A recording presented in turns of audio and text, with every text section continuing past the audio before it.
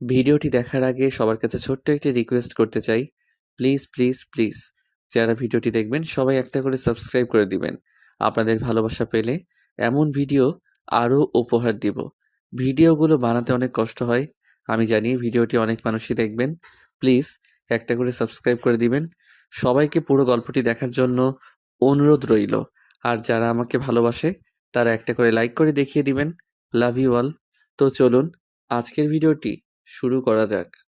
আমাকে এখানে তুলে এনেছেন কেন? আমি এখন কোথায়? হু আর ইউ?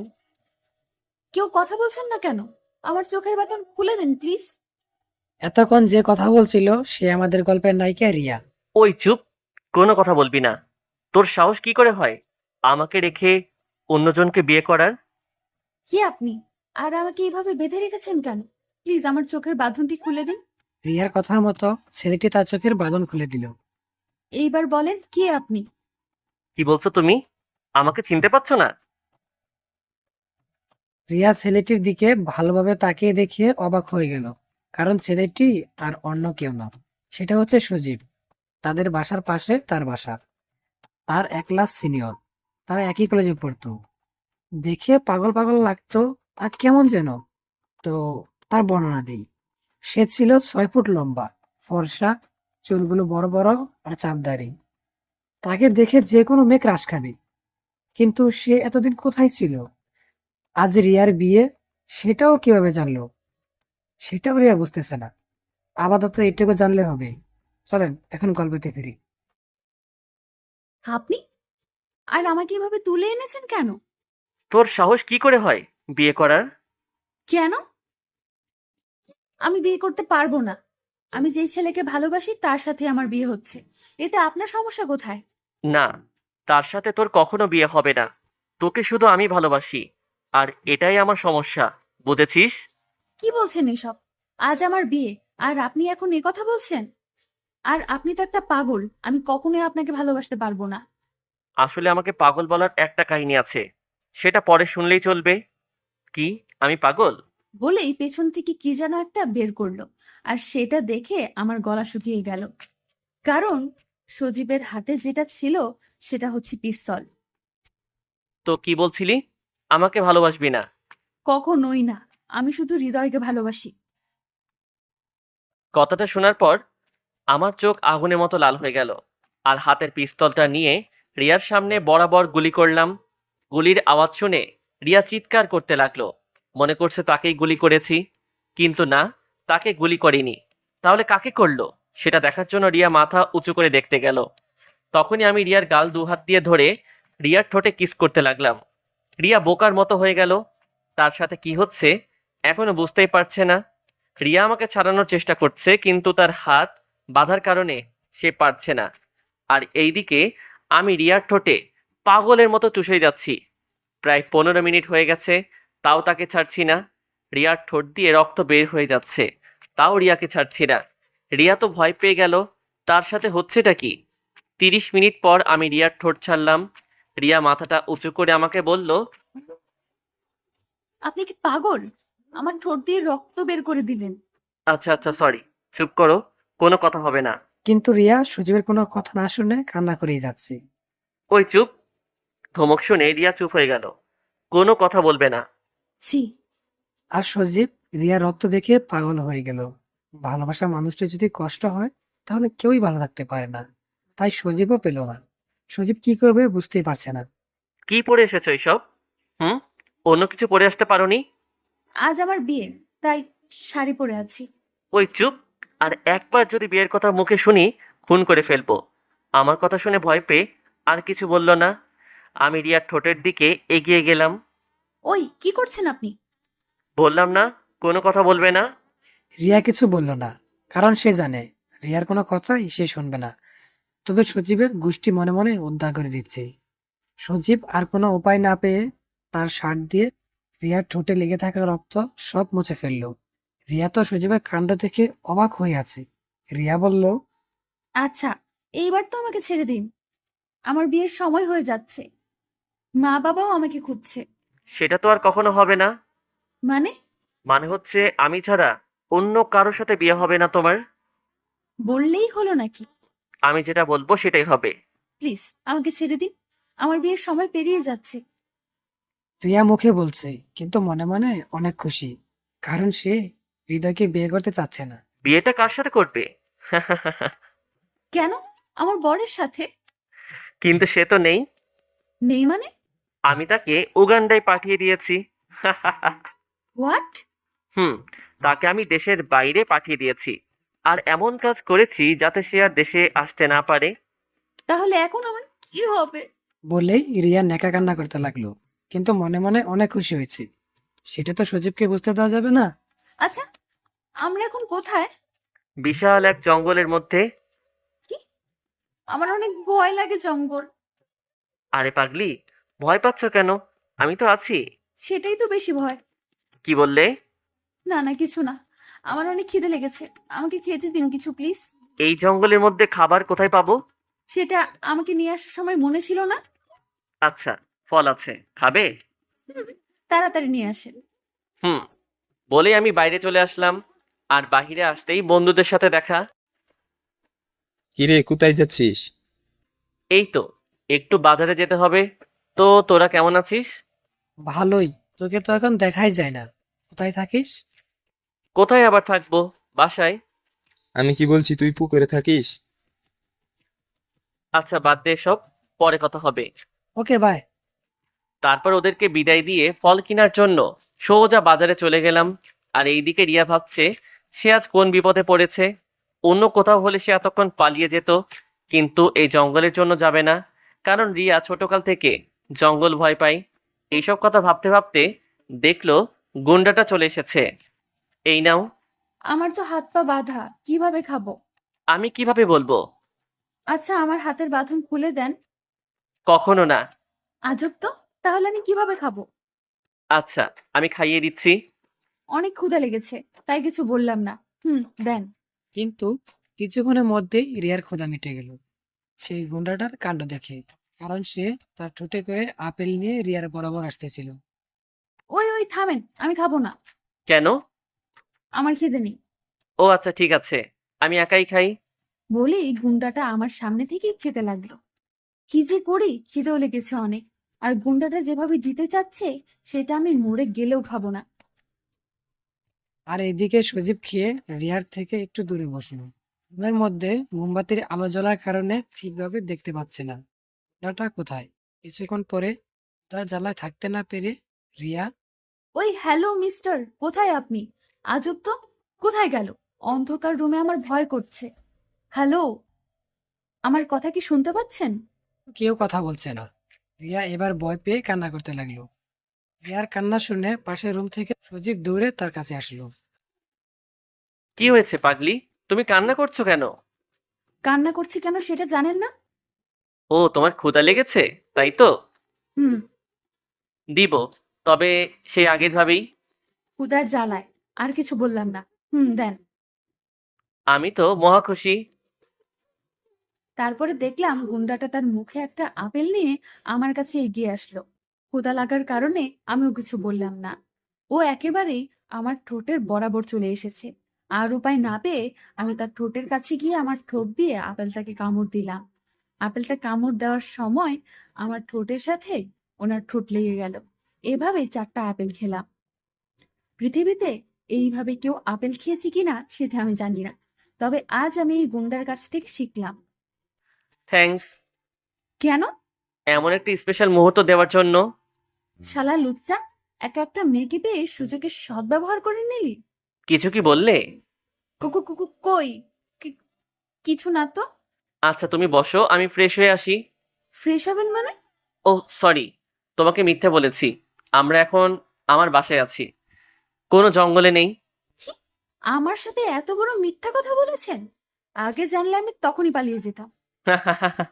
সেই জন্যই তো তোমাকে বলি নাই বেবি। What baby? মানে বাবুর আম্মু। কে বাবুর আম্মু? আমার সামনে যে বসে আছে। তবে এখনো হয়নি, তবে আজই হয়ে যাবে। মানে? মানে আজ আমাদের বিয়ে। কি? এই বিয়ে আমি কখনোই মেনে নিব না। তুমি না মানলেও চলবে, আমি তো মেনে নিব। দেখেন ভাই, আমি আপনার পায়ে ধরি, প্লিজ আমার এমন সর্বনাশ করবেন না। ওই, তোর ভাইয়াকে, হ্যাঁ? আমি কোন জন্মের ভাইয়া তোর? রেগে যাওয়ার কারণে সজীবের চোখ লাল বর্ণের হয়ে গেছে, তাই দেখে রিয়ার গলা শুকিয়ে গেল। সরি সরি, আর কখনো বলবো না। মনে থাকে যেন। জি, একটা কথা বলবো। আরে একটা কথা কেন? কিছুক্ষণ পরেই তুমি আমার বউ হয়ে যাবে। একটা কেন, যতটা ইচ্ছা বলো। বেটা গুন্ডা বলে কি, তাকে আমি কখনোই বর হিসেবে মেনে নেব না। কি বললে? না মানে বলছি, আমি একটু জল খাবো। আচ্ছা বসো, আমি এখনই নিয়ে আসছি। আমি তো বসেই আছি, উঠে তো দাঁড়াতে পারবো না, যেভাবে আমাকে বেঁধে রেখেছেন। তুমি পালিয়ে যাবে বলেই তো বেঁধে রেখেছি। আচ্ছা এবার খুলে দেন, আমি পালাবো না। সত্যি তো? হুম। তারপরে আমি রিয়ার বাঁধন খুলে দিলাম। বাঁচলাম। বেটা আমাকে যেভাবে বেঁধে রেখেছিল মনে হচ্ছে আমি কোনো চোর। কিছুক্ষণ পরে আমি একটা গ্লাসে করে জল নিয়ে আসলাম। এই নাও জল। তারপরে রিয়া জল খেতে লাগলো। জল এখনো খাওয়া হয়নি। হঠাৎ করে ওই বেটা আমাকে কিস করতে লাগলো। আমার মুখে জল থাকার কারণে কোনো কথাও বলতে পারলাম না, কিন্তু ওই ব্যাটা আমার ঠোঁট কামড়িয়ে ধরে আছে। আল্লাহ গো, আমি কোন বিপদে পড়লাম! প্রায় 10 মিনিট পর আমাকে ছেড়ে দিল। ওই, আপনি কি মানুষ না অন্য কিছু? কেন? আমাকে দেখে কি মনে হয়? আপনাকে দেখে আস্ত একটা লুচু মনে হয়। ইস, নিজের বরকে কি কেউ এভাবে বলে? ওই কে আমার বর? আমি তোমার বর, বুঝলে? আর তার সার্টিফিকেটটা কিছুক্ষণ পরে পেয়ে যাব। কোনো জন্মেও পাবেন না। সেটা কিছুক্ষণ পরে বুঝতে পারবে। এই তো, এই সুযোগে ওই ব্যাটা যখন বাথরুমে ঢুকবে তখন আমি পালিয়ে যাব। কি, পালিয়ে যাওয়ার চিন্তা করছো নাকি? না না, তা করবো কেন? সেটা কখনো মনেই করবে না। হুম। তারপর যেই বাথরুমের মধ্যে ঢুকেছে, আমি ওই সুযোগে বের হয়ে আসার জন্য যেই দরজায় হাত দিলাম, তখনই অ্যালার্ম বেজে উঠলো। আর ওই বেটা গুন্ডাটাও বের হয়ে আসলো। তার দিকে তাকিয়ে আমার চোখ বড় বড় হয়ে গেল, কারণ তার শরীরে একটা টাওয়াল ছাড়া আর কিছুই ছিল না। তার বুকে ঘন কালো লোম দেখা যাচ্ছে। আমার জায়গায় যদি অন্য কোনো মেয়ে হতো তাহলে তার লোম দেখেই ক্রাশ খেত। ওই মেয়ে, তুমি আমার কথা বুঝো না? আমি তো বাইরে যেতে চাচ্ছিলাম। থাক, আর মিথ্যা বলা লাগবে না। আমার সাথে চলো। কো- কোথায়? বাথরুমে। কেন? কারণ তুমি আবার পালিয়ে যাবে তাই। না, আমি আর পালাবো না। আর কোনো কথা শুনতে চাই না। এই বলে ব্যাটাটা আমাকে কোলে করে বাথরুমের মধ্যে নিয়ে গেল। এখানে আমি কি করব? আমি গোসল করবো তা তুমি দেখবে। আমার লজ্জা লাগছে, প্লিজ আমাকে যেতে দিন। আরে বরকে দেখতে লজ্জা কিসের? কোনো কথা বলবে না, চুপচাপ দাঁড়িয়ে থাকবে। আর না করলে বুঝতেই তো পারছো। না না, থাক, আমি কিছু করছি না। কি ছেলে রে বাবা, একটুও লজ্জা নেই। মনে মনে বললাম, ওই বেটা গোসল করছে আর আমি চোখ বন্ধ করে আছি, আমাকে পেছনে ঘুরতেও দিচ্ছে না। বেটা বলে আমার মুখ দেখবে আর গোসল করবে, তাই আমি চোখ বন্ধ করে দাঁড়িয়ে আছি। হঠাৎ আমার ঠান্ডা লাগছে, কেন বুঝলাম না তো। চোখ খুলে দেখি গুন্ডাটা জল দিয়ে ভিজিয়ে দিয়েছে। ওই ওই, করছেনটা কি? কেন, দেখতে পাচ্ছ না? আমাকে ভিজিয়ে দিলেন কেন? আরে বউ আর বর তো একসাথে গোসল করে, তাই না? দেখেন, আমি কিন্তু আপনার বউ না। না, তবে হতে কতক্ষণ? আমি আর কিছু বললাম না, কারণ আমার কথা কিছুতেই শুনবে না। আচ্ছা, এইবার আমার কাছে এসে আমাকে জড়িয়ে ধরো তো। আমার ভীষণ ঠান্ডা লাগছে। মানে? বাংলা বোঝো না? হুম। আমি বলছি আমরা এখন রোমান্স করব। কখনো না। তুমি করবে না, কিন্তু আমি তো করব। আর আমাকে জোর করে করতে হলে আমি কি করব সেটা তুমি ভালো করেই জানো। আমি আর কোনো কথা না শুনে তাকে সরাসরি জড়িয়ে ধরলাম, কারণ বেটা লুচুকে বিশ্বাস নেই। এই তো আমার লক্ষ্মী সোনা, আমার কথা কত সুন্দর করে শুনছে। তারপর দুজনে গোসলটা শেষ করে বাইরে বের হলাম। রিয়াকে নিয়ে আমার রুমে চলে গেলাম। আমার রুমে রিয়া এসে তো হা হয়ে গেল, কারণ আমার রুমে শুধু তার ছবি। সে এত ছবি কোথায় পেল? আমি তো কিছুই বুঝতে পারলাম না। আর ছবিগুলো অনেক জায়গায় তোলা, কিন্তু বেশি দিন আগের ছবি না। তার মানে সে আমাকে কিছুদিন আগে থেকে ফলো করে, আর আজ আমাকে তুলে নিয়ে এসেছে। এখন কি করে বাসায় যেতে পারবো? ওই কি ভাবছো? ভাবছি, আপনি আমাকে ভিজিয়ে দিলেন, এখন আমি কি পরবো? কেন, আমার জামা কাপড় পরবে? উপায় না পেয়ে আর কি করব, তাই গুন্ডাটার কাপড় পরতে হবে এখন। আচ্ছা দেন। তারপরে গুন্ডাটা তার আলমারির মধ্যে একটা প্যান্ট আর একটা শার্ট দিল। এই নাও, এইগুলা পরো। ওইগুলো আমি পরবো? তাছাড়া এখন আর কোনো উপায় নেই। বিকেলে গিয়ে তোমার সবকিছু নিয়ে আসবো। এখনকার মতো পড়ো। আচ্ছা, আপনি এবার বাইরে যান, আমি চেঞ্জ করব। বারে, বরের সামনে চেঞ্জ করলে সমস্যা কোথায়? কি? যা শুনেছো তাই। আমি কোথাও যাব না, এখানেই থাকবো। প্লিজ বোঝার চেষ্টা করেন। যেতে পারি, তবে একটা শর্তে। কি শর্ত? আমাকে একটা চুম্মা দিতে হবে। কি? কখনোই না। তাহলে আমিও যাব না। কি যে করি, হে সৃষ্টিকর্তা! তুমি আমাকে কোন জায়গায় পাঠালে? কোনো উপায় না পেয়ে বললাম, আচ্ছা আসেন এদিকে। আমার বলতে যেইটুকু দেরি, কিন্তু তার আসতে এত দেরি হয়নি। আচ্ছা, চোখ বন্ধ করুন। কেন? আমার লজ্জা করে। আচ্ছা। গুন্ডাটা চোখ বন্ধ করলো, আর আমিও কি বিপদে পড়ে গেলাম। তার কপালে একটা চুম্মা দিলাম। এইটা কি হলো? কেন চুম্মা দিলাম? এইভাবে না। বলেই ব্যাটা আমার ঠোঁট তার ঠোঁটে রেখে আমার ঠোঁটের 12টা বাজাতে লাগলো। এতক্ষণ থেকে এটাই বুঝলাম যে এই পাগলের কাছ থেকে আমাকে কেউ বাঁচাতে পারবে না। 10 মিনিট পরে আমাকে ছেড়ে দিল। এইটা চুম্মা, বুঝলে? বলে শয়তানি হাসি দিয়ে বাইরে চলে গেল সজীব। রিয়া সজীবের ড্রেস পরেই বাইরে আসলো। দেখে সজীব সোফার উপরে বসে টিভির খবর দেখছে। আর খবর যেটা, সেটা হচ্ছে রিয়াকে নিয়েই, মানে রিয়াকে দেখাচ্ছে। আচ্ছা, আপনারা হয়তো রিয়ার ব্যাপারে কিছুই জানেন না, তাহলে চলুন রিয়া সম্পর্কে কিছু জেনে আসি। আমি নীলান্তিকা আহমেদ রিয়া, বাবা মায়ের একমাত্র রাজকন্যা। আমার বাবা পুলিশ কমিশনার, আর পুলিশ হওয়ার কারণে আমাকে কিডন্যাপ করার কথা বলছে। শোনেন, আমার বাবা একজন পুলিশ। যদি আমার বাবা জানতে পারে তাহলে আপনাকে কখনোই ছাড়বে না। সেটা জানার আগে তার একটা নাতিন হয়ে যাবে। মানে? মানে আমার শ্বশুর জানার আগে আমাদের কিউট একটা মেয়ে হয়ে যাবে। আপনি কি পাগল? কেন? এই যে, আপনি সব সময় একটু একটু না, অনেক বেশিই বোঝেন। হুম, সেই জন্যই তো তুমি আমার হলে। আল্লাহ গো, কার কাছে আসলাম? আচ্ছা, তোমার কি কি লাগবে বলো, আমি এখন মার্কেটে যাব। আমার কিছু লাগবে না, আমি বাসায় যাব। সেটা তো যাবই, কিন্তু 1 বছর পরে। 1 বছর পরে কেন? কারণ আমাদের সাথে লতাও যাবে, তাই। লতা কে? ওই যে বললাম না, আমাদের একটা কিউট মেয়ে হবে, তার নাম রাখবো লতা। আল্লাহ গো, কি হলো? আমি পাগল হয়ে যাব। কিছুই হওয়া লাগবে না, শুধু আমার হয়ে থাকলেই হবে। আচ্ছা, আপনি বাইরে যান তো, আমি একটু একা থাকবো। আচ্ছা, তবে পালিয়ে যাওয়ার চেষ্টা করবে না। যান এবার আপনি। পরে গুন্ডাটা চলে গেল, আর আমি অন্য কোনো চিন্তা না করে বাসার মধ্যে ঘুরতে লাগলাম। এত বড় বাড়ি রাতে তুলে এনেছিল, তাই কিছুই বুঝতে পারিনি, কিন্তু এখন বুঝতে পারছি। এভাবে 2 ঘন্টা ধরে বাসার মধ্যে ঘুরতে লাগলাম। সন্ধ্যা হয়ে গেল, কিন্তু গুন্ডাটা এখনো আসছে না কেন? ভয় লাগছে আমার। হঠাৎ কারেন্ট চলে গেল, আমি তো ভয়ে শেষ। এখন অন্ধকারে কিভাবে থাকবো? আর কিছু না ভেবে লাগালাম চিৎকার। চিৎকার করে কান্না করতে লাগলাম। তখন শুনতে পেলাম বাইরে থেকে কে যেন দরজা খুলছে। আমি দৌড় দিয়ে তার কাছে গিয়ে তাকে জড়িয়ে ধরে কান্না করেই যাচ্ছি।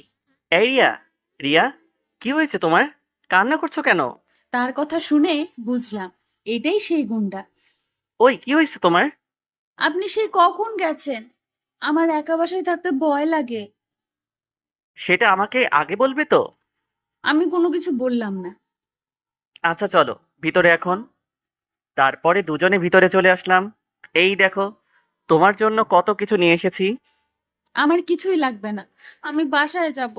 ওই চুপ, আর একবার বাড়ির কথা বললে খুন করে ফেলবো। বলেই আমি রিয়ার গলা চেপে ধরলাম। রিয়া নিঃশ্বাস না নিতে পেরে কাশতে লাগলো। তখনই আমি রিয়াকে ছেড়ে দিলাম। দেখলাম রিয়া হাঁপাচ্ছে, চোখ মুখ লাল হয়ে গেছে রিয়ার। আমি দৌড় দিয়ে জল নিয়ে আসলাম, তারপর রিয়াকে জল খাইয়ে দিলাম। কি ভেবেছে কি করে ফেলি কিছুই বুঝতে পারি না। কিছুটা দূরে গিয়ে কাচের টেবিলের উপরে বাড়ি দিলাম। সাথে সাথে আমার হাত কেটে অনেক রক্ত বের হতে লাগলো, তাও কোনো কিছু না দেখে দেওয়ালে আরো ঘুষি দিতে লাগলাম। তখনই রিয়া এসে, কি করছেন আপনি? আপনি কি পাগল হয়ে গেলেন? এই হাত তোমাকে অনেক কষ্ট দিয়েছে, তাই একে তো কষ্ট পাওয়াই লাগবে, বলে আবারও ঘুষি দিতে লাগলাম। আমি তার হাত ধরে নিয়ে এসেই সোফায় বসিয়ে দিলাম। না লাগবে না, তুমি আগে বলো তুমি এই বাড়ি ছেড়ে কোথাও যাবে না। আপনি কি পাগল? প্লিজ বলবেন কোথায় আছে? এসব কথা পরে বলবেন। না, তুমি আগে বলো, তারপরে আমি বলছি। আল্লাহ, কোন ছেলের পাল্লায় পড়লাম রে! আগে বলতে বলছি। আচ্ছা, আমি কোথাও যাব না, এবার বলেন। সত্যি তো? সত্যি সত্যি সত্যি, 3 সত্যি। আচ্ছা, এইবার আমাকে জড়িয়ে ধরো। কি? আমি পারবো না। তাহলে আমিও বলবো না। গুন্ডাটার রক্ত বের হয়েই যাচ্ছে, কিন্তু তাই নিয়ে তার কোনো মাথা ব্যথা নেই। আমিও আর কিছু না বলে তাকে জড়িয়ে ধরলাম। আচ্ছা, এবার তো বলেন। হুম, আমার রুমে টেবিলের উপরে রাখা আছে। রিয়া আর কোনো কথা না শুনে সজীবের রুমে দৌড়ে চলে গেল। রিয়া রুমে গিয়ে ড্রেসিং নিয়ে এসে সজীবের হাতে ব্যান্ডেজ করে দিল। আমার না অনেক ভালো লাগছে। ভালো লাগছে মানে? এই যে, আমার হাত না কাটলে তো তুমি এইভাবে আমার যত্ন নিতে না। আপনি কি সত্যিই পাগল? হুম, শুধু তোমার জন্য। আচ্ছা, বাসায় কি খাওয়ার কিছু আছে? না। আচ্ছা, আমি বাইরে গিয়ে খাবার কিনে আনছি। আপনাকে কোথাও যাওয়া লাগবে না। বাসায় কি কাঁচা বাজার আছে? হুম। রান্নাঘর কোন দিকে বলেন, আমি রান্না করছি। না না, থাক, তোমাকে রান্না করা লাগবে না। আমি বাইরে থেকে কিছু কিনে আনছি। বেশি কথা বলবেন না, চুপচাপ শুয়ে থাকেন। তারপরে সজীব আর কিছু বলল না। রিয়া রান্না করে ঘরে চলে গেল। যা যা ছিল তাই রান্না শেষ করে সজীবের রুমে গেল। রিয়া রুমে গিয়ে দেখলো সে ঘুমিয়ে পড়েছে। সজীবের গায়ে হাত দিয়ে ডাকতে গিয়ে দেখলো সজীবের অনেক জ্বর এসেছে। রিয়া এখন কি করবে কিছুই বুঝতে পারছে না। কিন্তু বাসায় তো ঔষধও নেই, কি করবে এখন? এইসব ভাবতে থাকে রিয়া। আবার এই পোশাকে তো বাইরেও যেতে পারবে না, কি করবে এখন? যে কিছুই বুঝতেছে না। তখনই মনে পড়ল সজীব তো কাল রাতে মার্কেটে গিয়েছিল, দেখলো ব্যাগগুলো পাশেই রাখা। ব্যাগটা বের করে দেখতে পেল 3টা কালো বোরকা আর কিছু জামা কাপড়। তাড়াতাড়ি বোরকা পরে বাইরে চলে গেল। বাসার নিচেই ফার্মেসি দোকান ছিল, তাই সেখান থেকে ওষুধ নিয়ে আবার চলে আসলো। তখন রিয়ার একটা কথা মনে পড়ছিল। গুন্ডাটাকে একা রেখে কোথাও যাওয়া যাবে না। একদিনই তার উপরে কেমন যেন মায়া জমে গেছে। ওষুধ নিয়ে তার কাছে আসলাম। ওই ওঠেন, এবার কিছু খেয়ে ওষুধ খেয়ে নিন। কিন্তু সজীবের কোনো শব্দ পেল না। রিয়া কিছুটা ভয় পেয়ে তার মাথায় হাত দিয়ে ডাকতে লাগলো। কিছুক্ষণ পরে সে চোখ খুলল। কিছু খেয়ে নিন। সজীব ঘুম থেকে উঠে খেতে গিয়েও খেতে পারল না, কারণ তার হাতে তো ব্যান্ডেজ করা। রিয়া সেটা বুঝতে পেরে তাকে খাওয়ানোর জন্য তার মুখের সামনে খাবার নিয়ে গেল। নিন, খেয়ে নিন। বিশ্বাস করো রিয়া, তোমাকে অনেক ভালোবাসি। তুমি কোথাও যেও না আমাকে ছেড়ে, তাহলে আমি মরেই যাব। আচ্ছা, আমি কোথাও যাচ্ছি না, এখন খেয়ে নিন। তারপরে সজীব আর কিছু বলল না। খাওয়া শেষ করে তাকে ওষুধ খাইয়ে দিল। ওষুধ খেয়ে ঘুমিয়ে পড়ল সে। বুঝলাম না, এই মানুষটা এমন কেন? কিভাবে একজনকে এত ভালোবাসতে পারে? দেখলাম যে ঘুমিয়ে গেছে। হঠাৎ তার বিছানার পাশে একটা ডায়েরি দেখলাম। সেটা হাতে নিয়ে পাশে বসে পড়তে লাগলাম। ডায়েরির প্রথম পৃষ্ঠাতে আমার নাম দেওয়া, তাই পড়ার ইচ্ছাটা একটু বেশিই কাজ করছে, তাই পড়তে লাগলাম। আমি সজীব সেন, লেখাপড়া শেষ করে বর্তমানে ঘুরে বেড়াই। বাবা মা আছে, কিন্তু তাদের ভালোবাসা কখনো পাইনি। তারা দেশের বাইরেই থাকে সব সময়। আমার দেশে থাকতে ভালো লাগে, তাই এইখানেই থাকি। তেমন কোনো ভালো বন্ধু নেই। যারা আছে তারা শুধু আমার টাকা আছে বলেই আছে। একা একা থাকতে থাকতে এখন আর খারাপ লাগে না। কিন্তু হঠাৎ একদিন একটা মেয়েকে রাস্তায় একজন বৃদ্ধাকে সাহায্য করতে দেখি। তাকে সবার থেকে একটু আলাদা মনে হয়, তাই তার সম্পর্কে জানার জন্য খোঁজ নিলাম। খোঁজ নিয়ে জানতে পারলাম তার নাম রিয়া। আমার পাশের গলিতেই থাকে। আস্তে আস্তে তাকে ভালো লাগতে শুরু করে। আর ভালো লাগা থেকে কবে যে ভালোবেসে ফেলেছি সেটা বুঝতেই পারি নাই। তাই তাকে ভালোবাসার কথাটা বলার জন্য তার কাছে যাই। কিন্তু সেই অন্য একটা ছেলেকে ভালোবাসতো। তার সাথে সুখে থাকবে বলে আমি না বলা ভালোবাসার কথা আমার মনের মধ্যে রাখলাম। কিন্তু একদিন জানতে পারলাম সেই ছেলেটা প্লে বয়। তখন আমার রিয়ার কথা ভেবে অনেক কষ্ট পেলাম। তখনই আমি রিয়াকে ফোন দিলাম আর তার সাথে কথা বললাম যে তার বফ একটা খারাপ ছেলে। কিন্তু রিয়া সেটা না শুনে আমাকে অনেক অপমান করে। তাই আমি তার ফোনে তার বফের ছবি দিয়ে সিমটা বন্ধ করে রেখেছিলাম। তার মানে এই সেই ছেলে যার জন্য আমি একটা খারাপ ছেলের হাত থেকে বেঁচে গিয়েছিলাম। এই ছেলেকে কত খুঁজেছি, কিন্তু কোথাও পাইনি। এইসব কথা বলে রিয়া আবার পড়তে লাগলো। এইভাবেই চলছিল আমার জীবন। একদিন একটা মার্কেটের পাশ দিয়ে যাচ্ছিলাম। হঠাৎ একটা নীল শাড়ি দেখে দাঁড়িয়ে পড়লাম। কারণ যে নীল শাড়িটা কিনছিল সেটা রিয়া ছিল। কিন্তু সে না কিনে চলে গেল। পরে আমি ভিতরে গিয়ে জানলাম যে সেই শাড়িটা তারা অন্য কাস্টমারের কাছে বিক্রি করে দিয়েছে। আমি তাকে অনেক বুঝিয়ে নিয়ে আসলাম, কিন্তু ততক্ষণে রিয়া চলে গিয়েছিল। নীল শাড়ির সাথে নীল কাচের চুড়িও কিনেছিলাম। যদি কখনো তার সাথে দেখা হয় তখন তাকে দিয়ে দিব, কিন্তু সেটা আর হলো না। সেদিন রাতে মা আমাকে ফোন দিয়ে আমেরিকায় যেতে বলল। বাবা নাকি অসুস্থ, তাই আমি চলে গেলাম। কিন্তু না, আমাকে মিথ্যা বলে তারা আমাকে আমেরিকায় নিয়ে আসলো আর তাদের বিজনেস পার্টনারের মেয়ের সাথে আমাকে বিয়ে দেওয়ার কথা বলল। কিন্তু আমি না করে দেই এবং বলি আমি একটা মেয়েকে ভালোবাসি। কিন্তু তারা আমার কোনো কথা না শুনে আমাকে একটা রুমের মধ্যে বন্ধ করে দিল আর আমাকে 7 দিন না খাইয়ে রাখে। পৃথিবীর এমন বাবা মা আছে কিনা সেটা আমি জানি না, তবে পরে জানতে পারি তারা আমার আপন বাবা মা নয়। আমার বাবা মা অনেক আগেই মারা যায়। তারা ছিল আমার মামা মামি। আমার সম্পত্তির জন্যই এত ভালো সেজে এসেছে এখানে। রাত দিন বন্ধ রুমে থাকতে হতো আমাকে আর না খেয়ে। কিন্তু আমার তেমন খারাপ লাগতো না, কারণ আমার কাছে রিয়াকে দেওয়া সেই শাড়ি আর চুড়ি ছিল, সেটা দেখে রাত পার করতাম। কিন্তু একদিন শুনলাম যে মামা মামি আমাকে মেরে ফেলে আমার সম্পত্তি তাদের নামে করে নিবে। তখন আমি অনেক কষ্ট পেয়েছিলাম। তখন আমি এসব না ভেবে তাদেরকে সব সম্পত্তি দিয়ে পালিয়ে দেশে চলে আসলাম।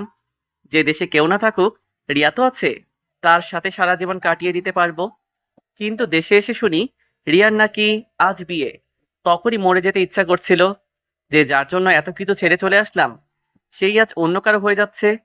কিন্তু কিছুক্ষণ পরে মনে আসলো যে রিয়া শুধু আমার, যেভাবেই হোক আমি তাকে নিজের করে নিবই। প্রয়োজনে তাকে জোর করে আমার করে রাখবো। সেদিন রাতেই রিয়াকে তুলে নিয়ে আসলাম। একটা ছেলে আমাকে এত ভালোবাসে যে আমার জন্য এত কিছু ছেড়ে দিয়ে চলে এসেছে। এই কথা ভাবতে ভাবতে কখন যে চোখ দিয়ে জল বেরিয়ে ডায়েরির উপরে পড়েছে জানতেই পারে নাই রিয়া। এসব ভাবতে ভাবতে রিয়া ওখানেই ঘুমিয়ে পড়ে। সকালে ঘুম থেকে উঠে দেখে গুন্ডাটা আমাকে জড়িয়ে ধরে তার বুকের উপর নিয়ে শুয়ে আছে। আমার নিঃশ্বাস নিতে কষ্ট হলেও আজ কেন যেন বিরক্ত লাগছে না।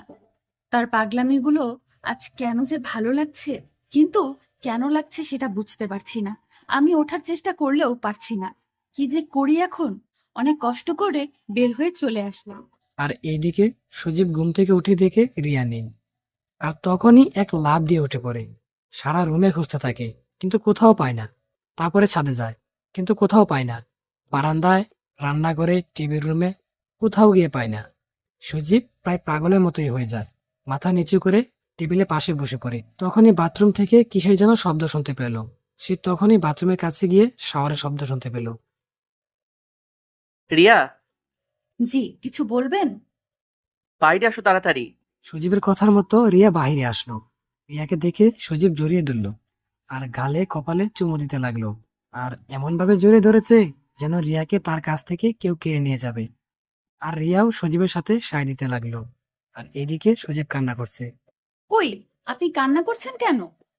জানো আমি কতটা ভয় পেয়ে গিয়েছিলাম। সারা বাড়ি তোমাকে খুঁজে কোথাও পাচ্ছিলাম না। আমি তো মনে করেছিলাম তুমি চলে গেছো। পাগল, তার জন্য কি কান্না করতে হবে? আমি যে তোমাকে কতটা ভালোবাসি সেটা তুমি কখনোই বুঝবে না। বুঝেছি বলেই তো মেনে নিয়েছি আপনাকে, গুন্ডা। কি বললে? বলছি আমি কখনো যাব না আপনাকে ছেড়ে। কি সত্যি? হুম। রিয়ার কথা শুনে সজীব রিয়াকে কুলে তুলে নিয়ে ঘোরাতে লাগলো আনন্দের সাথে। এই এই, কি করছেন? পড়ে যাবো তো। আরে পাগলি, তুমি পড়বে কেন? তুমি তো আমার বুকের মধ্যেই আছো। আচ্ছা, আপনি কি সারা জীবন এমনই পাগল থাকবেন? হুম, আমি এমনই পাগল থাকবো আর এইভাবেই তোমাকে ভালোবেসে যাব। আমিও সেটাই চাই। কিছু বললে? বলছি এবার তো আমাকে নিচে নামিয়ে দেন। না, আজ সারাদিন তোমাকে কোলেই রাখবো। আল্লাহ গো, কি বলে এই গুন্ডাটা? আচ্ছা, তুমি মনে মনে কি বলো কিছুই বুঝি না। কিছু না, আমাকে নামিয়ে দেন প্লিজ। কেন? একটু কাজ আছে। কি কাজ? বলা যাবে না, জরুরি কাজ আছে, প্লিজ যেতে দিন। কি এমন কাজ যে বরকেও বলা যাবে না? আগে বলবে, পরে যেতে দিব। আল্লাহ, এই গুন্ডাটা তো আমার জীবনকে তেজপাতা বানিয়ে দিবে। কি হলো, বলছো না কেন? না, কোথাও না। ও আচ্ছা, চলো ছাদে যাই। এই সকালে ছাদে কেন? বউয়ের সাথে ছাদে যেতে সকাল আর বিকেল লাগে নাকি? ওই হ্যালো মিস্টার, এখনো আমি আপনার বউ হইনি। ও তাই তো, আমার তো মনেই নেই। আচ্ছা এখানে দাঁড়াও, আমি আসছি। হুম, যান যান। কিন্তু সজীব বলে উঠল। না না, তুমিও চলো, কারণ আমি তো বলেছি তোমাকে আজ আমি কোলে থেকে নামাবো না। অ্যাঁ? না, হ্যাঁ। তারপর সজীব রিয়াকে কুলে করে তার বেডরুমে নিয়ে গেল। আর তখনই একটা ফোন আসলো। 20 মিনিটের মতো কার সাথে যেন কথা বলল, আবার আসতেও বলল। আমিও কিছু বুঝলাম না। আচ্ছা, আপনি কাকে আসতে বললেন? সেটা কিছুক্ষণ পরে বুঝতে পারবে। তাই আমিও আর কিছু বললাম না। কিছুক্ষণ পরে দেখলাম কলিং বেল বেজে উঠল। এই বাসায় কেউ এসেছে? প্লিজ, এবার তো আমাকে নিচে নামিয়ে দেন প্লিজ। বললাম না বেশি কথা বলবে না। সজীবের কথা শুনে আমি গাল ফুলিয়ে তার কোলে বসে থাকলাম। সজীব ব্যাপারটা বুঝে আমার গাল দুইটা টেনে টমেটোর মতো লাল করে দিল। এই, আমার গাল টানছেন কেন? ইস, আমার বইয়ের গালগুলো এত সুন্দর, তাই না টেনে পারলাম না। ওই, আবার বউ? বউকে তো বই বলবো, তাই না বউ? বউ বউ বউ? ওই, কে আপনার বউ? কেন, তুমি হবে। আর এখনই। মানে? কিছু না বলে গুন্ডাটা দরজা খুলে দিল। আর দরজার ওপাশের লোকটা দেখে আমি অবাক হয়ে গেলাম। কারণ এই নামান আমাকে, লোক এসেছে তো। কেন, তোমাকে তো আগেই বলেছি নামাবো না। কিন্তু কাজী এই বাসায় কেন? ওই যে, তোমাকে বউ বউ করলে রাগ করেছিলে তাই। কিন্তু তার জন্য কাজী কেন? কারণ এখন তোমাকে পার্মানেন্ট বউ করে নিব, তাই। আর তুমি রাগ করতে পারবে না বউ বলে ডাকলে। কি? না, আমি কখনোই বিয়ে করতে পারবো না। মানে, তুমি করবে, তোমার আরো কেউ আছে বিয়ে করবে। তাহলে আমার তাদের সাথেই বিয়ে করান। আমি পারবো না। বেশি কথা বললে এইখানে থেকে নিচে ফেলে দিব কিন্তু। ওই, না। আমাকে ভয় পেতে দেখে গুন্ডাটা হাসতে লাগছে। তাহলে কি দাঁত বন্ধ করে হাসবো? তাই তো ভুলেই গেছিলাম। দাঁত না বের করলে হাসবে কি করে? রিয়ার এমন ভাব দেখে সজীব আর কাজী সাহেবও হাসতে লাগলো। ওই কাজী সাহেব, আপনি হাসছেন কেন? কই না তো। আচ্ছা, এইসব কথা বাদ দিন। কাজী সাহেব, এবার আপনি বিয়ের কাজ শুরু করেন। বাবা, কিন্তু পাত্রীকে তো আগে কুলে থেকে নামাও। সেটা আপনাকে দেখা লাগবে না। আপনি বিয়ে পড়াবেন নাকি সেটা বলেন। কাজী যেহেতু হয়েছি, বিয়ে তো এখন পড়াতেই হবে। কাজীর কথা শুনে রিয়ার কোথাও না তাকিয়ে সজীবের বুক বরাবর তার মুখ ডেকে রাখলো। সজীব আর কিছু বলল না, পাশের সোফায় বসে পড়লো। আর রিয়া এখনো তার কোলেই আছে। আচ্ছা বাবা, তোমার বাবা মার নাম বলো। আর মামুনি, তোমার বাবা মার নাম বলো। তারপরে আমরা আমাদের বাবা মার নাম বললাম। আচ্ছা বাবা, এইবার বলো কবুল। কবুল, কবুল, কবুল। আলহামদুলিল্লাহ। এইবার মামুনি বলো। আবুল আবুল আবুল। মামুনি এমন বলতে হয় না। না, আমি বিয়ে করব না। কেন মামুনি? এই লোকটা ভালো না, পচা। ওই কি বললে, আর একবার বলো। না, কিছু না। কবুল কবুল কবুল। আলহামদুলিল্লাহ। এই তো লক্ষ্মী বউ আমার। শালা লুচ্চা বেটা, বিয়ে করেই বউ বউ করা শুরু করে দিয়েছে। ওই কি বললে? না না, কিছু না। আপনি তো আমার একমাত্র বর। আপনাকে কি আমি কিছু বলতে পারি? রিয়ার এমন কাণ্ড দেখে সজীবের সব রাগ গলে গেল। আর রিয়া তো এটার জন্য এমনটা করেছিল। কিন্তু বেটা আমার চালাকি ধরে ফেলে। বেটা কাজের সামনে আমাকে কিস করতে লাগে। নাউজুবিল্লাহ। এ কোন যুগ আসলো রে বাবা, এখন তো মুরব্বি মানে না। কাজের কথা শুনে আমি তো লজ্জায় আর তার দিকে তাকাতে পারলাম না। দেখলাম সুজিত মানিব্যাগ থেকে টাকা বের করে কাজী সাহেবকে দিল। আর তাকে এখান থেকে যেতে বলল হাতের ইশারায়। কাজীও বিনা টিকিটে সিনেমা না দেখে চলে গেল। কাজী চলে যাওয়ার পরে আমি জোর করে তাকে ছাড়িয়ে নেব ভাবলাম। ওই মিয়া, আপনার কি লজ্জা শরম বলতে কিছুই নেই? বউয়ের সামনে আবার কিসের লজ্জা? তাই বলে কাজীর সামনে এমন করতে হবে? কেন, কাজী সাহেব কি বিয়ে করার সময় এমন করে নাই? সেটা আমি কি করে জানবো? আচ্ছা, এসব কথা বাদ দিবে। চলো। কোথায়? কোথায় মানে? বাসর ঘরে। কি? কি? বাসন মানে? বাসর মানে বুঝো না? বিয়ে করলাম, এখন তুমি আমার বউ, তাই বাসর করতে হবে। দিনের বেলায় কি বাসর হয় নাকি? বিয়ে এখন করলাম তাই বাসরও এখন। তাই বলে দিনে? উফ, এত কথা বলো কেন? বলেই আমি রিয়াকে বেডরুমের মধ্যে নিয়ে গেলাম, কিন্তু রিয়াকে নামাচ্ছি না। এটা দেখে রিয়া হাসতে লাগলো। আপনি তো আমাকে নামাতেই পারবেন না, তাহলে বাসর করবেন কি করে? কিন্তু রিয়ার হাসি বেশিক্ষণ থাকলো না। কারণ তার আগে রিয়া ঠোঁট বন্ধ করে দিয়েছে সজীবের ঠোঁট দিয়ে। সজীব রিয়ার ঠোঁট চুষেই যাচ্ছে। আর রিয়া তো তাকে ছাড়ানোর চেষ্টা করছে। কিন্তু একটা মেয়ে একটা ছেলের সাথে কিভাবে বেড়ে উঠবে? আর বেড়ে ওঠারও কথা না। খাই। আমি আর জোর না করে গুন্ডাটা যা করতে চাচ্ছে তাই করতে থাকুক। আমিও মাঝে মাঝে সায় দিই। কিন্তু এখনো ওর ছাড়ার নাম নেই। কি যে করি তাই কোনো উপায় না পেয়ে তার ঠোঁটে হালকা কামড় দিলাম। আর তাকে কামড় দেওয়ার সাথে সাথে আমার ঠোঁট ছেড়ে দিল। কি হলো এটা? কই? কামড় দিলে কেন? তো কি করব? এইভাবে কি কেউ কিস করে? তো কিভাবে করে? অল্প একটু করে, তা না হলে তো দম বন্ধ হয়ে যেয়ে মরে যাব। আচ্ছা, তোমাকে কয় মিনিট ধরে কিস করছি জানো? 10 মিনিট? না, 45 মিনিট ধরে। কি? এত মিনিট কিস করেও আমি বেঁচে আছি কি করে? মানে? আমি তো টিভির মধ্যে দেখি গুন্ডারা কোনো মেয়েকে 10 মিনিট কিস করতে গেলে সে মেয়ে মরেই যায়। কি আমি গুন্ডা? তা নয় তো কি, এভাবে একটা অবলা মেয়েকে পেয়ে তাকে কিভাবে কিস করছেন? ইস, কি আমার অবলা রে! তোমার বর থাকতে তুমি এই কথা বলবে কেন? আমার বরটাও তো আমাকে মেরে ফেলতে চাচ্ছে। কিভাবে মেরে ফেলতে চাচ্ছি শুনি? এই যে কিস করে। আল্লাহ, কিস করলে কেউ কি মরে যায়? আচ্ছা সরি, আর করব না। দেখলাম অন্যদিকে মুখ ফিরিয়ে নিল, কিন্তু আমার কোল থেকে নামলো না। একটা কথা বলবো? সজীব কোনো কথা বলছে না। কি হলো, কথা বলছেন না কেন? তাও কোনো কথা নেই। আচ্ছা বাবা, সরি। এইবার তো আমার কথাটা শোনেন। কি কথা বলো? আমার দিকে তাকান। না, এইভাবে বলো। তা না হলে বলবো না। আচ্ছা, এইবার বলো। কিন্তু আমি এবার চুপ করে থাকলাম। কি হলো? বলো। আগে চোখ বন্ধ করেন। না, তুমি আগে বলো। না, আপনি আগে চোখ বন্ধ করেন, তারপর বলবো। আচ্ছা, এই বলে আমি চোখ বন্ধ করলাম, আর সাথে সাথে রিয়া আমার ঠোঁটে কিস করতে লাগলো। আমি তো অবাক হয়ে রিয়ার দিকে তাকিয়ে আছি, কিছুই বুঝছি না আমার সাথে কি হলো এখন। আর রিয়া তো আমার কাজ করে যাচ্ছে। প্রায় 15 মিনিট পরে ছেড়ে দিল। এইটা কি হলো? কেন, বোঝেন না?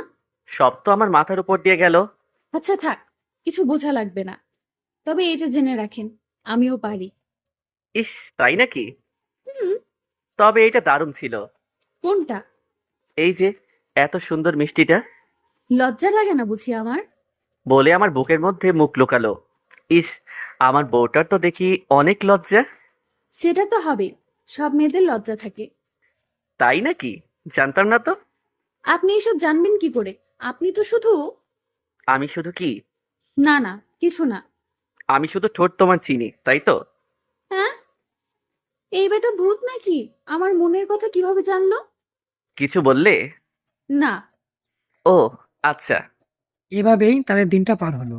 পরের দিন সকালে রিয়া ঘুম থেকে উঠে বলল, আচ্ছা, অনেকদিন তো বাসায় যায়নি, আর তারাও আমাকে খুঁজে বেড়াচ্ছে। তাই আজ তাদের কাছ থেকে ঘুরে আসি, আর তাদের এই কথাটা বলি। না, তোমাকে যাওয়া লাগবে না, তুমি আর আসবে না। আরে পাগল, আসবো না কেন? আপনি তো আমার বর, আর বরের কাছ থেকে কি কেউ দূরে থাকে? সত্যি আসবে তো? বাবা, আসবো। আচ্ছা, সাবধানে যাও, আমিও বের হব এখন। রিয়া তার বাবার বাসার দিকে যেতে লাগলো। এইদিকে আমি অফিসে যাওয়ার জন্য রেডি হয়ে বের হলাম। ওহ, আমি একটা প্রাইভেট কোম্পানিতে চাকরি পেয়েছি, 1 মাস হলো। আর নতুন অফিসে নতুন কলিগদের জন্য মিষ্টি নিয়ে গেলাম। আরে ভাইয়া, মিষ্টি কেন? বিয়ের মিষ্টি। কার বিয়ে? আমার বিয়ের। কি? আপনার বিয়ে মানে? আপনি কবে বিয়ে করছেন? আগামীকাল। আমাদের কাউকেই দাওয়াত দিলেন না? সরি, আসলে বিয়েটা হঠাৎ করে হয়ে গেছে। তবে আপনাদের সবাইকে অন্য একদিন দাওয়াত করে বাসায় নিয়ে যাব। আচ্ছা। বলে সবাই সবার কাজে মনোযোগ দিল। সজীবও কাজ করতে লাগলো। কিছুক্ষণ পরে রিয়ার কাছে ফোন দিল, কিন্তু রিয়া ফোন ধরল না। মনে করলো যে সে হয়তো বিজি আছে, তাই ধরছে না। এদিকে সজীব কাজ করতে করতে আর রিয়ার কথা মনে পড়লো না। কাজ শেষ করে বিকালে বাসায় গেল সজীব, কিন্তু বাসায় গিয়ে রিয়াকে দেখলো না। তাই রিয়ার কাছে ফোন দিল, কিন্তু তার নাম্বার বন্ধ দেখাচ্ছে। কি ব্যাপার? রিয়ার নাম্বার বন্ধ কেন? আর এখনো আসলো না কেন? তাহলে কি রিয়া আমাকে মিথ্যা কথা বলে চলে গেল? না না, এ আমি কি বলছি? সজীব আর কিছু না ভেবে তখনই বের হলো রিয়ার বাসার উদ্দেশ্যে। সজীবের বাসা থেকে রিয়ার বাসায় যেতে 2 ঘন্টা সময় লাগলো। রিয়ার বাসায় গিয়ে দেখলো বাসার গেটে তালা দেওয়া আছে। তালা দেওয়া কেন? তাহলে রিয়া, রিয়ার বাবা মা কোথায় গেল? সজীব কিছুই বুঝতে পারছে না। তার মাথায় আস্তে আস্তে প্রেশার উঠে যাচ্ছে যে তার সাথে কি হচ্ছে। সজীব প্রায় পাগলের মতোই হয়ে গেল। রিয়াকে সারা শহর খুঁজতে লাগলো, কিন্তু কোথাও পেল না। সুজিত কি করবে ভেবে পাচ্ছে না। রিয়ার কথা মাথায় নিয়ে রাস্তা পার হচ্ছিল, তখনই হঠাৎ করে পাশ দিয়ে একটা গাড়ি বের হলো। সেটা দেখার জন্য পিছে তাকাতেই পাশ থেকে আরেকটা ট্রাক এসে সজীবকে উড়িয়ে দিয়ে গেল। সজীবের সারা শরীর দিয়ে রক্ত বের হয়ে যাচ্ছে, কিন্তু তার সেদিকে কোনো নজর নেই। সে একটা কথাই চিন্তা করছে, যেভাবেই হোক রিয়াকে খুঁজে পেতেই হবে, হয়তো তার কোনো বিপদ পড়েছে। এইসব কথা ভাবতে ভাবতে সজীব ওঠার জন্য অনেক চেষ্টা করে, কিন্তু পারে না। আর পারবেই বা কি করে, তার তো পা ভেঙে গেছে। আর তার মাথায় অনেক পরিমাণে আঘাত লাগার কারণে তার মাথা জিনজিন করছে। কিন্তু সে এসবের কথা চিন্তা না করে দ্বিতীয়বারের মতো আবারও উঠতে যায়, কিন্তু সে এবারও উঠে দাঁড়াতে পারল না। বাম পা ভেঙে যাওয়ার কারণে সে পায়ে ভর দিয়ে দাঁড়াতে পারছে না। আমাকে যেভাবে হোক উঠতেই হবে। তারপরে সে তৃতীয়বারের মতো উঠে গেল, কিন্তু সে এবার বাম পায়ে ভর না দিয়ে ডান পায়ে ভর দিয়ে দাঁড়ানোর চেষ্টা করলো। আর ডান পায়ে কোনো সমস্যা না হওয়ার কারণে ঠিকভাবে দাঁড়াতে পারলো। তবে তার বাম পাটা ভাঁজ হয়েই থাকলো। পায়ে হেঁটে চলল, সেই পাকে হেঁচড়ে চলতে লাগলো। উদ্দেশ্য ছিল রাস্তার ওই পাশে যাওয়ার। ওই পাশে রিয়ার এক বান্ধবী থাকে, তার কাছে যাবে। তাই সজীব দ্বিতীয়বারের মতো রাস্তা পার হওয়ার জন্য পা টেনে টেনে হাঁটতে লাগলো। এবার সে বেশিরভাগ রাস্তা পার হয়ে চলে এসেছে। তখন দেখলো একটা গাড়ি অনেক জোরে তার দিকে আসছে। সে তাড়াতাড়ি হাঁটতে চাইলো, কিন্তু তার পায়ের জন্য সে জোরে হাঁটতে পারলো না। ঠিক তখনই সে আবারও গাড়ির সাথে ধাক্কা খেলো, কিন্তু এবার আগেরবার চেয়ে বেশি ধাক্কা খেলো। আর সে ধাক্কা সামলাতে না পেরে রাস্তার পাশে একটা ল্যাম্পপোস্ট ছিল, তার সাথে তার মাথায় অনেক জোরে বাড়ি লাগে। বাড়ি লাগার সাথে সাথে সজীব অজ্ঞান হয়ে যায়। পরে তার সাথে কি হয় সেটা আর মনে নেই। আজ 1 বছর পরে সজীবের জ্ঞান ফিরল। সজীব চোখ খুলে দেখলো তার পাশে রিয়া বসে আছে। সজীব রিয়াকে দেখে সাথে সাথে শোয়া থেকে উঠতে লাগলো, কিন্তু তার শরীরে বল না থাকার কারণে সে উঠতে পারল না। এদিকে রিয়া সজীবের জ্ঞান ফেরা দেখে আনন্দে আত্মহারা হয়ে যায়। সে বিশ্বাসই করতে পারছে না যে আজ 1 বছর পর সজীবের জ্ঞান ফিরে আসবে। রিয়া ডাক্তারকে ডেকে আনলো। আমার তো বিশ্বাস হচ্ছে না, ইনি এতদিন পরে আবার জ্ঞান ফিরে পাবে। সৃষ্টিকর্তা সবকিছুই পারে। রিয়ার বাবা মাও আছে। আচ্ছা, আপনারা হয়তো কিছুই বুঝলেন না কি হলো সজীবের সাথে, আর রিয়াই বা কোথায় ছিল। তাহলে চলুন ফ্ল্যাশব্যাকে। 1 বছর আগে রিয়া বাসায় যাওয়ার পরে। হিরে মামুনি, তুই এতদিন কোথায় ছিলি? জানিস তোকে আমরা কত খুঁজেছি। কোথায় ছিলে মামুনি তুমি? আমি এই ঢাকা শহরে কত খুঁজলাম, কিন্তু কোথাও পেলাম না। আমি এতদিন এই শহরেই ছিলাম। কিন্তু আমি তো কোথাও পেলাম না। আচ্ছা তাহলে শোনো। তারপরে রিয়ার সাথে যা যা হয়েছে সব বলল। রিয়ার কথা শুনে তারা হাসবে না রাগ করবে কিছুই বুঝতে পারছে না। মানে হলো, রিয়ার জন্য এত ভালো একটা বর পেয়েছে সেটা জেনে খুশি হবে, না রিয়াকে তুলে নিয়ে গেছিল সেটা শুনে রাগ করবে। যাই হোক, তারা আর কোনো কিছু না বলে বলল, আমি শুনে অনেক খুশি হয়েছি যে তোর বরটা অনেক ভালো। আর জানিস, সব বাবা মাই চায় তার মেয়েকে ভালো একটা ছেলের সাথে বিয়ে দিবে। বাবা, আমি সত্যিই খুব ভাগ্যবান। আমরা তখন কথা বলতেছিলাম, হঠাৎ বাবার ফোনটা বেজে উঠল। বাবার কাছে কে যেন ফোন দিল। কি বলছেন? আমি এখনই আসছি।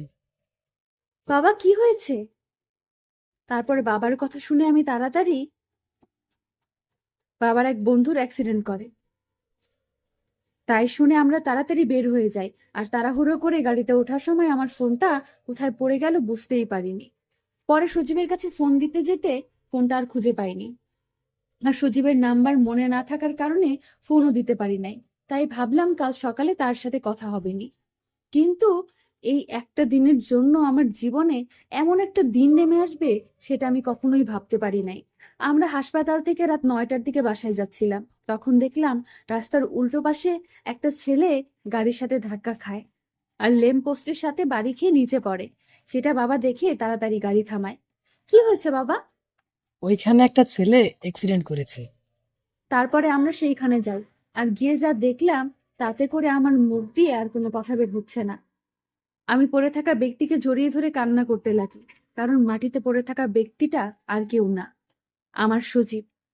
বাবা মা আমার এমন ব্যবহার দেখে বুঝে যায় যে এটা অন্য কেউ না, সজীব। আর সাথে সাথে সজীবকে নিয়ে হাসপাতালে চলে আসি। তারপরে ডাক্তার তাকে নিয়ে গেল। কান্না করিস না মা, সবকিছু ঠিক হয়ে যাবে। আমার জন্য ওর এমন হয়েছে। তোমার জন্য মানে? আমি যদি তাকে আগে থেকেই ফোন দিয়ে বলে রাখতাম, তাহলে আজ এমন কিছুই হতো না। দেখ মা, সৃষ্টিকর্তা হয়তো এমন কিছু চেয়েছেন, তাই হয়েছে। তুই চিন্তা করিস না, সৃষ্টিকর্তার উপরে ভরসা রাখ, দেখবি তিনি সবকিছু ঠিক করে দিবেন। সেটাই যেন হয়। আমি যে তাকে ভীষণ ভালোবেসে ফেলেছি। আমরা কথা বলছিলাম, তখনই ডাক্তার বের হয়ে আসলো। আমি তার কাছে দৌড়ে গিয়ে বললাম, ডাক্তার, সজীবের কি অবস্থা? কেমন আছে এখনো? কি হলো ডাক্তার, কিছু বলছেন না কেন? আসলে আমরা অনেক চেষ্টা করলাম, কিন্তু তার ফল কিছুই হলো না। ডাক্তারের আর কোনো কথা না শুনে রিয়া ওখানে বসে কান্না করতে লাগলো। প্লিজ এভাবে কান্না করবেন না, আমার কথাটা তো আগে শুনেন। কি শুনবো? তাকে আর বাঁচানো যাবে না, এটাই তো? না, সেটা নয়। তাহলে কি? আসলে তার মাথায় অনেক জোরে বাড়ি লাগার কারণে তার ব্রেন ড্যামেজ হয়ে যায়, আর সে কোমায় চলে গিয়েছে। জানি না আর কখনো সে ফিরে আসতে পারবে কিনা। ডাক্তারের কথা শেষ না হতেই রিয়া বসা থেকে উঠে দৌড়ে সজীবের কাছে গেল। সজীবের মুখে অক্সিজেন দেওয়া আছে, কোনো শব্দ পাওয়া যাচ্ছে না। রিয়ার পেছনে পেছনে তার বাবা মাও আসলো। রিয়া তার মাকে ধরে কান্না করতে লাগলো। আমার সাথে এমন হলো কেন মা? আমি তো তাকে সত্যিই ভালোবেসে ফেলেছিলাম। কান্না করিস না, সবকিছু ঠিক হয়ে যাবে। কই ঠিক হলো মা? তাকে তো আমার জীবন থেকে কেড়ে নিল। না মা, যদি তোর ভালোবাসা সত্যিই হয়, তাহলে দেখিস ওপর আল্লাহ তোকে তোর সজীবকে ফিরিয়ে দিবেন। সেটাই যেন হয় মা। তারপরে রিয়ার দিন গোনা শুরু হলো। আর তার বিশ্বাস ছিল যে সৃষ্টিকর্তা তার কাছে সজীবকে আবার ফিরিয়ে দিবে। আস্তে আস্তে দিন মাস সব চলে গেল, কিন্তু সজীবের কোনো পরিবর্তন হয়নি। সবাই আশা ছেড়ে দিল যে সে আর ভালো হবে না, কিন্তু রিয়ার এখনো বিশ্বাস আছে যে সজীব আবার ভালো হয়ে উঠবে। রিয়া সৃষ্টিকর্তার উপরে অধিক ভরসা রাখার কারণে সৃষ্টিকর্তাও তার কথা শুনল। একদিন সকালে সজীবের হাত পা আস্তে আস্তে কেঁপে উঠল আর চোখ খুলল। এই দেখে রিয়া ডাক্তারকে ডেকে আনলো। আমার তো বিশ্বাস হচ্ছে না যে 1 বছর পরে কেউ আবার স্বাভাবিক হয়ে উঠতে পারে। সৃষ্টিকর্তা চাইলে সব সম্ভব। হুম। আচ্ছা, আমরা কি এখন সজীবকে নিয়ে যেতে পারি? তবে একটা কথা মনে রাখবেন, তাকে কোনো কিছুর উপরে চাপ দিবেন না। বেশি চাপের কারণে অতিরিক্ত ভাবলে মাথার সমস্যা হবে। জি, আচ্ছা। এরপর সেই গুন্ডাকে নিয়ে আমাদের বাসায় চলে আসলাম। ইস, এখন আর সে গুন্ডা নয়, এখন তো আমার বর মশাই। তো আমার বর মশাইকে বাসায় নিয়ে আসলাম। রিয়া, মা তুই সজীবকে তোর রুমে নিয়ে যা। হুম। তারপরে আমি তাকে নিয়ে আমার রুমে আসতে লাগলাম। আমি আগে আগে আর সে আমার পেছনে পেছনে। তখনই সে আমাকে ডাক দিল। রিয়া, জি। তোমাকে একটু ধরে হেঁটে যাই। তার মুখে আমার ডাক শোনার পরে আর কিছুই বলতে পারলাম না। কতদিন তার মুখে আমার নাম শুনি নাই। তারপরে সজীব রিয়াকে ধরে হাঁটতে লাগলো। জানো রিয়া, তোমাকে কতদিন পরে আজ আবার কাছে পেলাম। আপনি তো কিছুই বুঝতে পারেননি। আমি বুঝেছি। আপনাকে এত কাছে রেখেও আপনার সাথে কথা বলতে পারিনি। যদি আমি মরে যে। রিয়া সজীবকে জড়িয়ে ধরে কান্না করতে লাগলো। এই পাগলি, কান্না করছো কেন? আপনি এই কথা আর কখনোই বলবেন না। আচ্ছা, বলবো না, তবে একটা শর্তে। কি শর্ত? এখন থেকে আমাকে তুমি করে বলতে হবে। কিন্তু কোনো কিন্তু নাই, এখনই বলো। আচ্ছা, কাল থেকে বলবো। কাল না, এখনই বলো। আচ্ছা। হুম, কি হলো বলো। আচ্ছা, আপনার হাতটা কি ধরতে পারি? উফ, আবার আপনি? ও সরি সরি, তোমার হাতটা কি একটু ধরতে পারি? নিজের বরের হাত ধরার কি পারমিশন নেওয়া লাগে? তাই তো।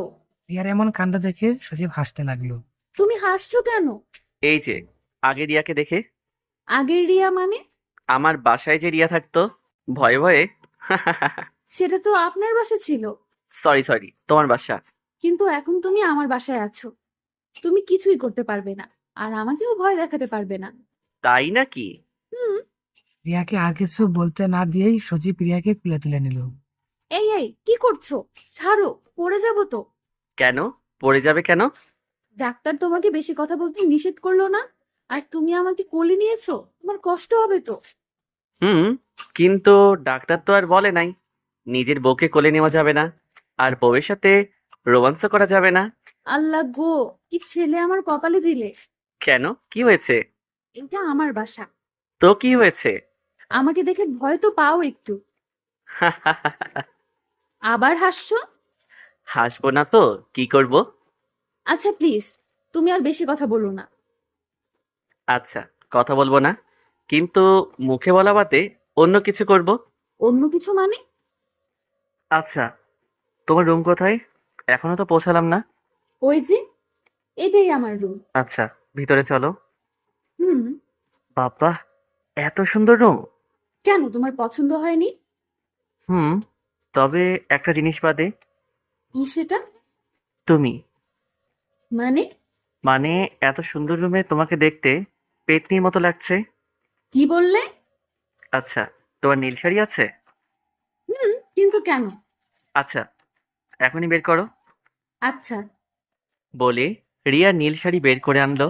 হুম, নাও। আচ্ছা, দাঁড়াও, দরজা আগে বন্ধ করে আসি। এবার তো বলো, কি করবে শাড়ি দিয়ে? হুম, আচ্ছা, এবার তুমি সবকিছু খুলে ফেলো। খুলে ফেলবো মানে? খুলে ফেলবে মানে এখন আমি তোমাকে শাড়ি পরাবো তাই? কি? কখনোই না। ও, বুঝেছি, আগের সজীবের রূপ ধারণ করতে হবে। আর আগের সজীব হলে তোমাকে কি করবে সেটা ভালোই বুঝতে পারছো। না না, থাক, খুলছি। তারপরে রিয়া সবকিছু খুলে ফেললো, আর সজীব বেচারা রিয়ার দিকে হা করে তাকিয়ে রইল। কি মিস্টার, এভাবে হা করে থাকবেন নাকি শাড়িটা পরিয়ে দিবেন? ও, হ্যাঁ, দিচ্ছি। তারপরে সজীব রিয়াকে শাড়ি পরাতে লাগলো। শাড়ি পরা প্রায় শেষ, শুধু রিয়ার নাভির নিচে কুচিটা গুঁজে দিল, আর হালকা স্বাভাবিকভাবেই রিয়ার নাভিতে একটা চুম্মা দিল। কিন্তু সজীব তো আর জানতো না যে রিয়া আর স্বাভাবিক নেই। রিয়ার ভেতরে একটা জ্বর বয়ে চলছে। রিয়ার সাথে সাথে সজীবের চুল চেপে ধরে সজীবের মাথাটা তার নাভি বরাবর চেপে ধরলো। এবার সজীবও পাগল হয়ে গেল রিয়া ছোঁয়া পেয়ে। এবার দুজন দুজনকেই ধরে পাগলের মতো কিস করতে লাগলো। আর কিছুক্ষণ পরে তারা ভালোবাসার রাজ্যে হাউডুবু খেতে চলে গেল। সকালবেলা পাখির কিচিমিচির সাথে যোগ হয়েছে রিয়ার মার ডাকাডাকি। রিয়া এবার বিরক্ত হয়ে বলল, কি হয়েছে মা, ডাকছো কেন? কিছু হয়নি, তাড়াতাড়ি বাহিরে আয়। আচ্ছা তুমি যাও, আমি আসতেছি। রিয়া চোখ নড়তে নড়তে উঠে বসে বিছানা থেকে নামতে যাবে, তখনও সজীব তার হাত ধরে বলল, কোথায় যাওয়া হচ্ছে আমাকে রেখে? মা ডাকছে। আর কিছুক্ষণ থাকো না? না, আমি ফ্রেশ হতে যাচ্ছি। কিছুক্ষণ পর রিয়া ফ্রেশ হয়ে বের হলো। এই যে কিছুক্ষণ পরে এসে যেন দেখি তুমি ফ্রেশ হয়ে বসে আছো। ওকে? ওকে মহারানী। রিয়া মিষ্টি একটি হাসি দিয়ে তার মায়ের কাছে চলে গেল। এখন বলতে গেলে কাকটাকা ভোর যাকে বলে। চারদিকে সবে সূর্যের কোমল আলো এসে ছুঁয়ে যাচ্ছে। কোমল মোলায়েম একটা আলোর ছাটা এসে পড়েছে রিয়াদের বারান্দায়। কয়েকটা চড়ুই পাখি যেন নিজেদের মধ্যে গুরুত্বপূর্ণ বিষয় নিয়ে কিচির মিচির করে আলোচনা করেই যাচ্ছে। কিন্তু কয়েকটা কাক হয়তো আলোচনা না করে তুমুল স্বরে ঝগড়া করেই যাচ্ছে। এসবের দিকে মনোযোগ কাটিয়ে পিছনে তাকিয়ে দেখি রিয়া দাঁড়িয়ে আছে। তুমি কখন এলে? এই তো। কি করছিল আমার বড়মশাই? এই তো, তুমি বিহীন একা সূর্যের মায়া ভরা এই অপরূপ আলো দেখছিলাম মহারানী। ও মা, গুন্ডাটা এসব বলে কি? এই কি বললে? কিছু না। এই, তুমি এখনো ফ্রেশ হও নাই? তাড়াতাড়ি ফ্রেশ হয়ে আসো। তারপর আমি ফ্রেশ হয়ে সবাই মিলে নাস্তা সেরে বসে আছি। তখনই রিয়ার মা, হ্যাঁ মা, ভালো। আচ্ছা বাবা, তুমি কি কোথাও যাবে নাকি? হ্যাঁ মা, একটু বাইরে থেকে ঘুরে আসতে মন চাইছে আর কি। তাহলে সাবধানে যেও বাবা। তারপর বাইরে বের হতে যাব, তখনই রিয়া ডাক দিল। কোথায় যাচ্ছো? ডেটিং এ যাচ্ছি গো। ভাবতে কেমন যেন লাগছে। ডেটিং এ যাচ্ছো মানে? ডেটিং এ যাচ্ছি মানে ডেটিং এ যাচ্ছি। তুই আমাকে রেখে এখন আরেক মেয়ের সাথে ডেটিং এ যাচ্ছিস? দাঁড়া, তোর ডেটিং ছোটাচ্ছি। আরে জান, তুমি রাগ করো কেন? রাগ করবো না? তুই আরেক মেয়ের সাথে ডেটিং করবি আর আমি রাগ করবো না? মনে হয় এখন বোমা ফাটবে। আরে জান, তোমার সাথে আমি মজা করছিলাম। মজা করছিলে না? দাঁড়াও, তোমার মজা করা বের করছি। তুমি কি চাও আমি আগের সজীবকে জাগিয়ে তুলি? তখনই ফোনটা আমার বেজে উঠলো। দেখ দেখ, মনে হয় ফোন দিয়েছে। ফোনটা ধর। আরে রিয়া, আমি তোমার সাথে মজা করছিলাম। এখন মজা না, ফোন ধর, না হলে বাড়ি দিলাম। ফোন ধর বলছি। আচ্ছা ধরছি। তাও বাড়ি দিও না বউ। হাতের বাড়ি খেলে মান সম্মান ধুলাই বৃষ্টি অন্ধকার হয়ে যাবে। কি রে, তুই এখনো ফোন ধরস নাই কেন? তুই কি চাস আমি তোকে বাড়ি দিই? দাঁড়াও ধরছি। হ্যালো, দেখেন আপনি রং নাম্বারে ফোন দিচ্ছেন। ওই ভালোভাবে কথা বল। হ্যালো আপু, আপনি কোথায় ফোন দিয়েছেন? এই, তুমি আমাকে আপু বলছো কেন? আর আজ না আমাদের ডেটিং এ যাওয়ার কথা? আপনি কে? আর আমি কখন আপনাকে বললাম ডেটিং এ যাওয়ার কথা? জানেন আমার বউ আছে। বাবু, কেন আমার সাথে দুষ্টুমি করছো? দেখো রিয়া, মেয়েটা মিথ্যা বলছে। আমি কিছু জানি না। তুই যদি না জানতি তাহলে বললি কেন ডেটিং এ যাবি? আমি তো মজা করে বলছি। কি হলো বাবু, তুমি কার সাথে কথা বলছো? এই সেরি, কে তোর বাবু? হ্যাঁ, এই, তুমি কি আমার উপর রাগ করেছো? তুমি জানো, আমি না আজকে তোমার পছন্দ করা নীল শাড়ি পরে আসবো ভেবেছি। কি মাইন্ড কাচ্ছি ভাই, ফাইসা গেছি। মজা কর, আরো মজা কর। সজীব তুই গেলি, এখন রিয়ার দিকে তাকিয়ে দেখি রিয়ার রাগে ঘন ঘন করছে। তোর অন্য মেয়ের সাথে ডেটিং করা আজকে বের করছি, দাঁড়া। এ কথা বলেই রিয়া আমার কলার ধরে টানতে টানতে বাসার ভিতরে নিয়ে গেল। তারপর থেকে শুরু হলো স্বামীর ওপর বউয়ের অত্যাচার। কেমন লাগে ডেটিং করতে? ও মা গো, বাঁচাও গো, আমার ভুল হয়েছে। সত্যি বলছি, আমি তোমার সাথে মজা করছি।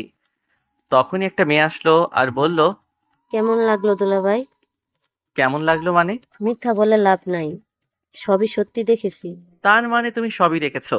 হুম। মান সম্মান মনে হয় সব শেষ হয়ে গেল। কিছু বললেন দুলাভাই? তোমার বোনকে বলো না, আমার ভুল হয়ে গিয়েছে। আমাকে আর যে আসলে দুলাভাই, এটা রিয়ার প্ল্যান করে করা, এখানে আমার কিছু করার নেই। এই, তুই যা তো এখন এখান থেকে। মেয়েটি যা বলল তা কি সত্য? হুম, সব সত্য। তুমি আমাকে এভাবে মারতে পারলে? এ কথা বলতেই রিয়া কোথায় যেন চলে গেল। আর কিছুক্ষণ পর হাতে করে মলম নিয়ে আসলো আর আমাকে মলম লাগাতে থাকলো। আমি কিছু বুঝতেছি না। কেন পারবো না? তুমি যখন আমাকে কিডন্যাপ করেছিলে, বেঁধে রেখেছিলে, তখন আমার কেমন লাগছিল জানো? তার মানে তুমি আমার সাথে প্রতিশোধ নিলে? প্রতিশোধ না, তোমাকে বোঝালাম এভাবে জোর করে কিডন্যাপ করে বাসায় আটকে রেখে ভালোবাসা হয় না। আমার তখন কিডন্যাপ করা ছাড়া আর কোনো উপায় ছিল না।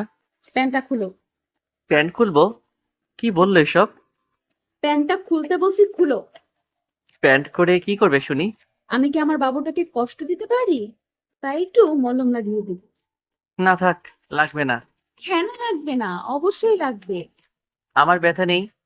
তুমি বললেই হলো ব্যথা নাই? আমি জানি না তোমার কতটা ব্যথা করছে। কি মোর জ্বালা। কি আর করা, তারপর মলম লাগাতে লাগলো। এতক্ষণ মেরে টেরে এখন মলম লাগানি হচ্ছে। এই আস্তে, ব্যথা লাগে তো। একটু ব্যথা তো লাগবেই, কোনো টেনশন নেই, এখন সব ঠিক হয়ে যাবে। এইভাবেই মলম লাগাতে লাগাতে চলে গেল একটি বছর। রিয়া রিয়া, আমার ব্লেজারটা কোথায়? রিয়া ড্রয়িং রুম থেকে চেঁচিয়ে বলল, বেডে। আমার ফোন কোথায়? টেবিলে। আমার ওয়াচ কোথায়? টেবিলে। আমার পারফিউম কোথায়? টেবিলে। এবার সজীব রেগে গেল। টেবিলের সামনে দাঁড়িয়ে কোমরে দু হাত রেখে দাঁতে দাঁত চেপে বলল, আমার জেল কোথায়? টেবিলে। এবার আর নিজেকে আটকাতে পারল না, রুম থেকে বেরিয়ে গেল। এই মেয়ে কি বুঝে না যে কেন সজীব তাকে ডাকছে, নাকি বুঝেও না বুঝার ভান করছে? সজীব ড্রয়িং রুমে এসে দেখলো রিয়া সোফায় বসে খুব মনোযোগ সহকারে টিভি দেখছে, তাও আবার জবা। সজীব রেগে রিয়ার কাছে গিয়ে রিয়াকে আচমকা পিড়ে তুলে নিয়ে নিজের রুমে এসে দরজা লক করে দিল। এটা কি হলো? তুমি আমাকে এইভাবে নিয়ে আসলে কেন? যারা ভালো কথায় বোঝে না তাদের আঙুল বাঁকা করে বোঝাতে হয়। রিয়াকে কুল থেকে নামাতে নামাতে বলল সজীব। মানে কি? দেখছিলে না আমি কাজ করছিলাম? হ্যাঁ দেখেছি, তুমি কি কাজ করছিলে। এখন একটা ভালো কাজ করো। কি ভালো কাজ? কুচকে বলল রিয়া। আমাকে অফিসে 8 ঘন্টা থাকার এনার্জি দাও। ও হ্যালো, আমি এখন কোনো এনার্জি দিতে পারবো না, জানতো? গুন্ডা, তার নাকি আবার এনার্জি লাগবে। সরুন, আমার জবা শেষ হয়ে যাচ্ছে। বলে রিয়া সজীবকে সরিয়ে রুম থেকে বেরোনোর জন্য দরজা অব্দি গেল, কিন্তু বাইরে যেতে পারলো না। তার আগেই সজীব রিয়ার হাত ধরে তাকে দেয়ালের সাথে মিশিয়ে নিল। তুমি দিতে পারবে না তো কি হয়েছে, আমি তো নিতেই পারি। বলেই রিয়াকে আর কিছু বলার সুযোগ না দিয়ে রিয়ার ঠোঁটে চেপে ধরল। রিয়াও আর বাধা দিল না, ভেসে যেতে লাগলো ভালোবাসার সাগরে। আজ সজীবের জন্য অনেক বড় একটা সারপ্রাইজ অপেক্ষা করছে। কারণ আজ রিয়া সজীবের কানে কানে বলবে, গুন্ডা সাহেব, আপনি বাবা হতে চলেছেন। গল্পটা কেমন হলো বলতে ভুলবেন না কিন্তু। আমাদের চ্যানেলের সবসময় ভিডিওগুলো দেখার জন্য আশা করি চ্যানেলের পাশে থাকবেন। আর হ্যাঁ, বেশি বেশি আমাদের চ্যানেলের গল্প দেখবেন আর শেয়ার করে বন্ধুদের দেখার সুযোগ করে দিবেন। ধন্যবাদ।